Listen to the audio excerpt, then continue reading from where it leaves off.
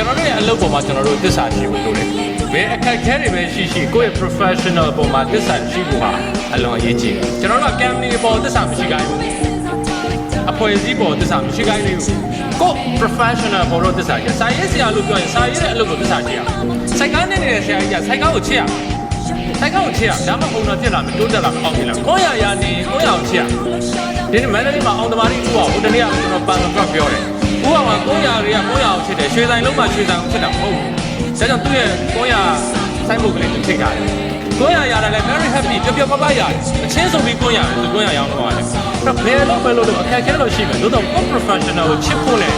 အခက်အခဲတွေကြုံလာတဲ့အချိန်မှာဒီ professional ပေါ်မှာကျွန်တော်တို့ရဲ့ confidence ဟာဘဝအောင်မြင်တိုးတက်ရေးအတွက်အရေးကြီးပါလူတွေအားလုံးကတော့ကျွန်တော်တို့ယုံကြည်စေခြင်းတဲ့အတိုင်းယုံအောင်တော့လုပ်လို့မရဘူးကျွန်တော်တို့ဘုရားသခင်မဟုတ်ဘူးကျွန်တော်ယူတိုင်းကြောင်လုံးမှကျွန်တော်အောင်မြင်မယ်လို့ပြောရင်ဒင်းတိုင်းညောဟာယူပြီးတည်သွားဖို့ပဲရှိတယ်အခုတည်းကယူနေပြီလို့တော့မပြောနဲ့ဘူးယူနေပြီလို့ပြောရင်ကျွန်တော်တို့ကကြိုက်တယ် crazy ယူတော့မှအောင်မြင်တာကိုလုံးတဲ့လို့ယူတယ်ကျွန်တော်တို့ကဟောပြောတဲ့အတတ်ပညာယူတယ်စာရေးတာကိုယူတယ်ယူလောက်အောင်ဖြစ်တယ်အိတ်ချိန်စားခြင်းနဲ့ပို့ချစ်တယ်ဟောပြောဖို့ဆိုရင်ကျွန်တော်8နာရီကျွန်တော်တကယ်ပြောတာဇက်တိုက် non stop ပြောတယ်ကျွန်တော်အခုပြောတယ်လုံးဝရေမတော့ဘူး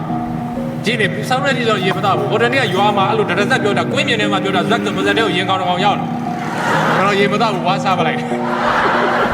ဆိုတော့ကျွန်တော်ဒီနေ့စပြောချင်တာကျွန်တော်တို့ရဲ့